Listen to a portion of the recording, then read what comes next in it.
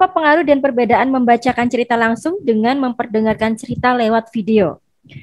Kemudian, apakah kalau mencampur bahasa, misalkan bahasa Inggris dan Indonesia dalam bercerita itu, apakah boleh atau adakah umur ideal untuk mengenakan bahasa baru ke anak? Terima kasih. Banyak banget pertanyaannya ya, Bun.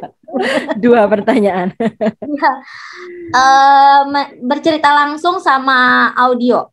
Bercerita langsung itu dari hati, Bunda. Sama video, Bunda Langsung. Nia. Ya, Video, video. video. Ngeliat kan? Lihat Itu gambar video gitu. video kan, bukan audio. Ya, ya, betul. Ya, kalau video itu kan alat ya. Kalau video itu alat kan. Kita Mm. ngelihat gitu. Kita melihat. Tidak ada Nah, interaksi. tidak ada interaksi.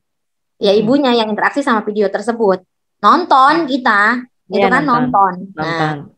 tapi kalau kita bercerita langsung ada getaran suara kita yang nyambung ke anak kita di janin. Iya Hmm. kan? Ada hati kita yang menceritakan dengan penuh cinta, nyambung, nyetrum ke janin anak kita. Itu perbedaannya. Silakan Bunda mau yang mana? Kalau kalau kalau untuk anak yang anaknya sudah ada misalkan, kalau dengan saya misalkan, anak-anak ngajarin anak lebih enak video atau bercerita mungkin gitu pertanyaannya. Nah, ya sama. Sama. Kalau video itu kan alat ya. Mm-mm. Nggak ada, walaupun ada, tapi nggak ada komunikasi interaksi. Mm-mm. Interaksi dua arah nggak ada. Satu arah kan kalau nonton, Betul. hanya nonton. Nggak ada komunikasinya. Walaupun itu boleh untuk selingan kita sampaikan kepada anak kita. Untuk iklan, boleh. Anak-anak melihat video, menonton, seperti itu. Mm. Tapi tetap yang nomor satu adalah, apa namanya, kecintaan kita. Pasti kecintaan ya.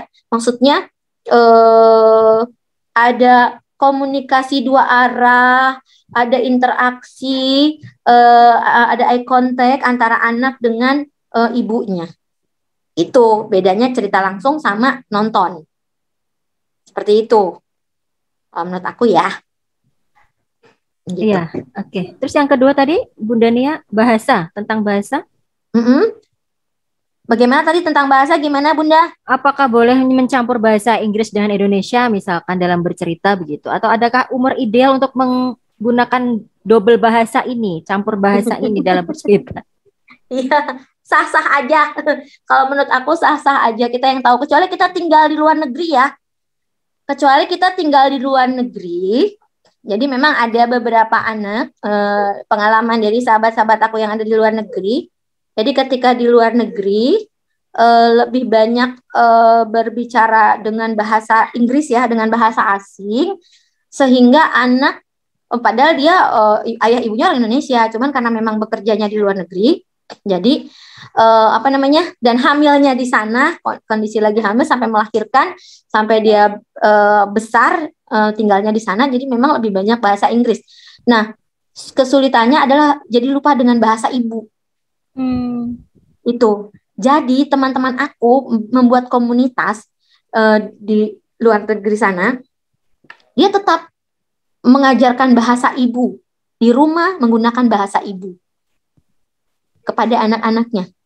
Dan yang tahu itu ibunya sendiri. Karena memang nanti kalau misalnya kita ajarkan dua bahasa sekaligus, mereka juga jadi liar ya. Kalau bahasa Sundana liar ya, gitu ya. Iya. Krodit gitu ya. Tapi kalau misalnya nggak apa-apa di sekolah dia belajar bahasa Inggris, dia belajar bahasa asing, di rumah bahasa ibunya ada. Gitu, ada bahasa ibunya supaya dia tidak lupa juga sih. Karena memang banyak juga yang bekerja di luar negeri, anaknya ikut jadi lupa dengan tanah airnya, jadi lupa dengan bahasa ibunya, yaitu bahasa Indonesia. Itu Bunda. Oke. Kalau di Baik. sini, kalau misalnya kita tinggal di sini nih, kita tinggal di sini, ya nggak apa-apa juga. Tapi kan misalnya sama nih, kayak misalnya kita orang orang Jawa misalnya, terus juga di sekolah kan diajarkan bahasa Indonesia, gitu kan. Nah, kan anak-anak udah mulai pada lupa nih sama bahasa ibunya nih, bahasa Jawa atau bahasa Sunda atau bahasa Sumatera Utara, Sumatera Barat gitu kan. Nah, ada teman-teman aku yang dia juga berusaha kalau di rumahnya tuh ngomong bahasa asalnya.